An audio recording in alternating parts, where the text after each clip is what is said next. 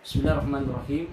Assalamualaikum warahmatullahi wabarakatuh. Dan selamat pagi anak-anakku sekalian, kelas 3. Pada pertemuan kali ini adalah pertemuan pertama kita di tahun ajaran baru, tahun 2020-2021. Dan di tahun ajaran ini kita terpaksa harus belajar secara daring atau online dikarenakan masih maraknya pandemi COVID-19. Tetapi ini tidak menyurutkan semangat kita untuk tetap belajar meskipun via online. Anak-anakku sekalian, kelas 3, sebelumnya saya mau mengucapkan selamat sudah naik ke kelas 3. Ini merupakan tahun terakhir kalian di SMK Darussalam, dan saya berharap mudah-mudahan di tahun terakhir kalian sebagai kelas 3 sukses, pelajarannya lancar, penuh semangat, dan Allah Subhanahu wa taala memberikan ridhonya kepada kita semua. Baik anak-anak sekalian, untuk pembelajaran kita di awal tahun ajaran ini kita akan mempelajari bab 1, yakni beriman kepada hari akhir. Dan khusus pelajaran agama ini kembali saya diberikan amanah untuk mengajar di 4 kelas di kelas 3, yakni 3 RPL, kemudian 3 AK, 3 SM, dan kelas 3 AB atau alat berat. Nah, untuk pembelajaran awal kita yakni bab 1, iman kepada hari akhir. Apa sih pengertian beriman kepada hari akhir, atau apakah iman kepada hari akhir itu? Pertama-tama kita harus pahami dulu pengertian dari iman. Jadi iman itu adalah percaya dan yakin dengan sepenuh hati. Jadi iman itu abstrak, tidak terlihat, tapi kita bisa menilainya dari gejala yang ditimbulkan. Manusia itu kita bisa nilai keimanannya dari sikap, karakter, perilaku yang dia tunjukkan dalam kehidupannya sehari-hari. Jadi iman yang berasal dari dalam hati adalah percaya dan yakin. Jadi ada sebuah kepercayaan, ada sebuah keyakinan, dan itu bersumber dari dalam hati. Oleh sebab itu iman adalah percaya dan yakin dengan sepenuh hati. Itulah pengertian daripada iman. Sedangkan hari akhir itu kita bagi dua, ada pengertian hari akhir secara bahasa dan secara istilah.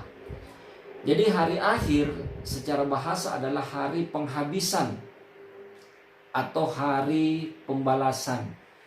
Jadi hari akhir itu atau hari kiamat itu merupakan hari pembalasan terhadap segala aktivitas duniawi kita yang kita lakukan ketika kita hidup di dunia. Jadi dunia ini tempatnya untuk berbuat. Nanti di akhirat itu tempatnya untuk mendapatkan balasan dari perbuatan yang kita lakukan. Saya kasih contoh misalnya sholat itu hanya bisa kita lakukan di dunia. Di akhirat kita tidak sholat lagi, tetapi di akhirat itu tempatnya kita mendapatkan balasan dari aktivitas sholat kita yang kita lakukan di dunia.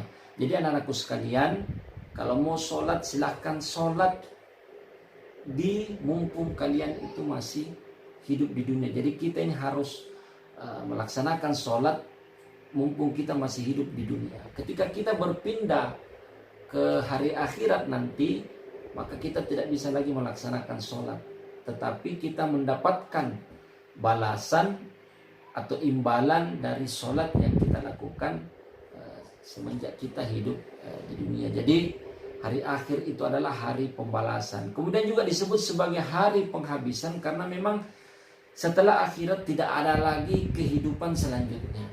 Oleh sebab itu ada ungkapan mengatakan kehidupan dunia ini hanya sementara. Dan memang hanya sementara. Karena setelah dunia itu akan ada hari akhirat. Yaitu hari akhir di mana tidak ada lagi kehidupan setelah kehidupan di akhirat. Oleh sebab itu dikatakan sebagai hari akhir. Kemudian hari akhir secara istilah yakni hancurnya alam semesta beserta isinya dan berakhirnya kehidupan seluruh makhluk. Jadi hari akhir secara istilah adalah hancurnya alam semesta. Jadi dunia ini akan hancur lebur beserta dengan isinya. Dan berakhirnya pula kehidupan seluruh makhluk. Jadi adapun ungkapan juga ada yang mengatakan bahwa kita hidup di dunia ini hanya sementara dan kita tidak akan bisa hidup selamanya. Karena suatu hari nanti kelak atas izin Allah dunia ini akan hancur, bumi ini akan hancur, dunia ini, planet-planet ini, matahari, bulan dan sebagainya. Itu ketika datang kiamat nanti maka seluruhnya itu akan hancur lebur dan juga makhluk atau apapun yang berada di dunia itu pun akan ikut hancur dan binasa. Itulah pengertian hari akhir. Jadi saya ulangi anak-anakku sekalian, hari akhir secara istilah adalah hancurnya alam semesta beserta isinya dan berakhirnya kehidupan seluruh makhluk. Nah, kemudian apa dalil tentang hari akhir? Itu termaktub di dalam surah Al-Imran ayat 3 dijelaskan bahwa kullu nafsin za'iqatul mauti wa innama tuwaffawna ujurakum yaumal qiyamati.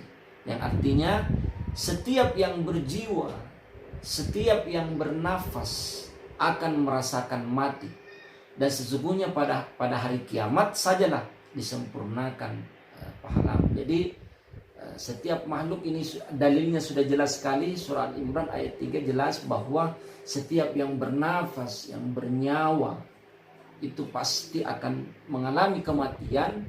Dan ketika hari akhirat nantilah seluruh pahala-pahalanya itu akan disempurnakan. Itulah dalil tentang hari akhir. Nah, kemudian anakku sekalian, berbicara tentang hari akhir berarti kita berbicara tentang kematian. Jadi ada mati, ada meninggal, ada wafat dan sebagainya. Jadi hari akhir itu identik dengan kematian. Ada 3 faktor kematian. Jadi kematian itu saya ingin membaginya menjadi 3 faktor. Yang pertama, kematian tidak mengenal usia. Jadi kematian itu tidak mengenal usia. Baik itu dia kanak-kanak, baik itu dia remaja, dewasa, orang tua. Ketika datang ajalnya, maka pasti akan mengalami yang namanya kematian. Jadi anak-anakku sekalian, jangan menyangka bahwa kematian itu yang muda dulu baru yang tua, tidak. Tergantung ajal. Jadi kematian ini persoalannya adalah ajal. Ini persoalannya adalah ajal. Meskipun dia anak-anak, meskipun dia dewasa, remaja, orang tua, tetapi ketika dia datang ajal, maka itulah yang lebih dulu mengalami yang namanya kematian. Saya ambil contoh banyak anak-anak muda sekarang. Dulu itu ada alumni kita Darussalam, umurnya masih 18 tahun. Setelah ujian nasional dia sakit, meninggal. Umurnya 18 tahun. Kemudian juga ada orang yang meninggal di masa kanak-kanaknya, berusia 7 ke 8 tahun dan sebagainya. Ini menandakan bahwa Kematian itu tidak mengenal usia. Kematian adalah persoalan ajal, seperti itu. Kemudian kematian juga tidak mengenal tempat, jemaah sekalian. Anak-anakku sekalian, kematian juga itu tidak mengenal tempat. Dimanapun, kalau izin Allah,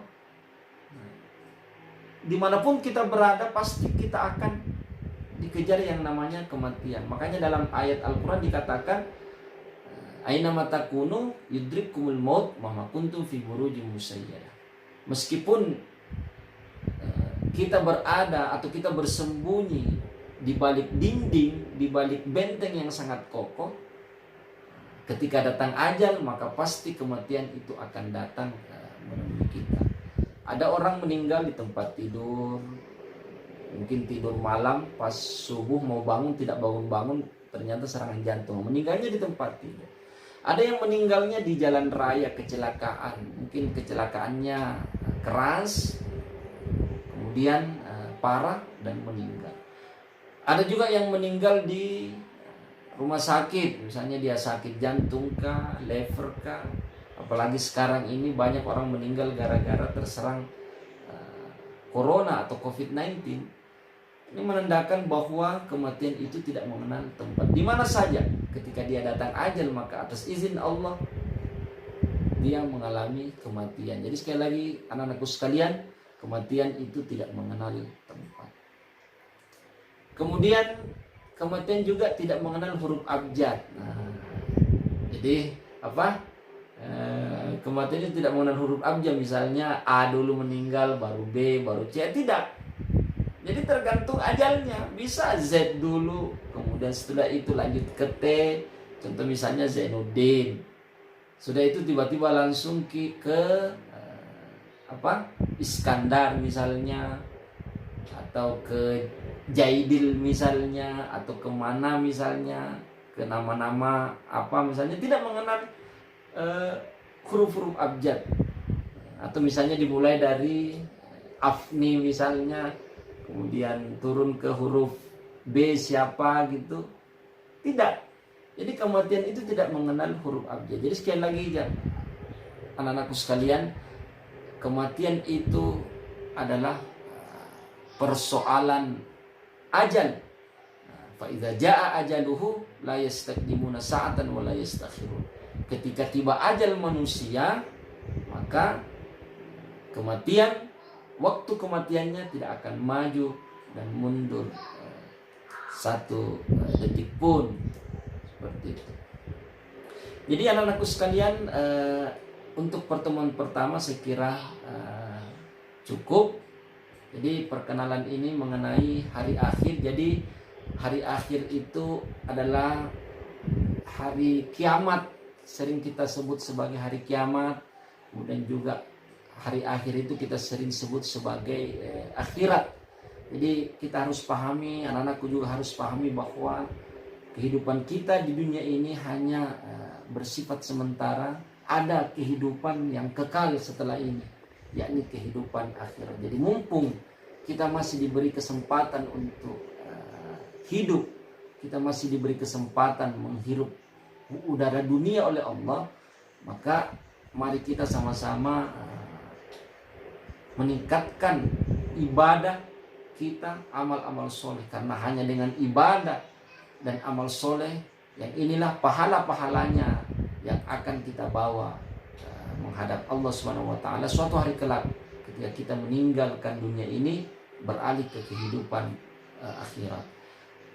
Apa yang kita miliki di dunia ini, harta, keluarga, kemudian kendaraan, rumah dan sebagainya, itu hanya bersifat sementara, hanya di dunia saja. Pekerjaan hanya di dunia saja. Kita tidak bawa semuanya itu ke akhirat, tidak. Tapi yang akan kita bawa adalah pahala sholat kita. Yang akan kita bawa adalah pahala zakat kita, sedekah kita, infak kita, silaturahim kita, hablum minan nas kita, hablum minallah kita. Itulah pahalanya semua yang akan kita bawa nanti menghadap kepada Allah Subhanahu wa ta'ala. Baik anak-anakku sekalian, saya kira cukup sampai di sini pertemuan pertama kita. Saya ingin memberikan tugas, yakni buatlah rangkuman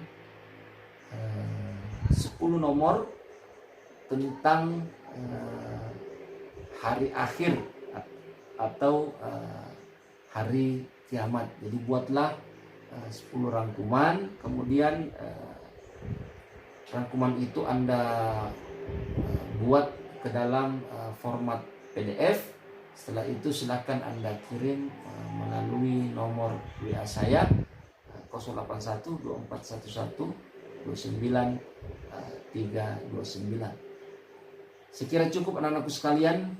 Terima kasih. Insyaallah kita akan berjumpa lagi di minggu depan. Wabillahi taufiq wal hidayah. Wassalamualaikum warahmatullahi wabarakatuh.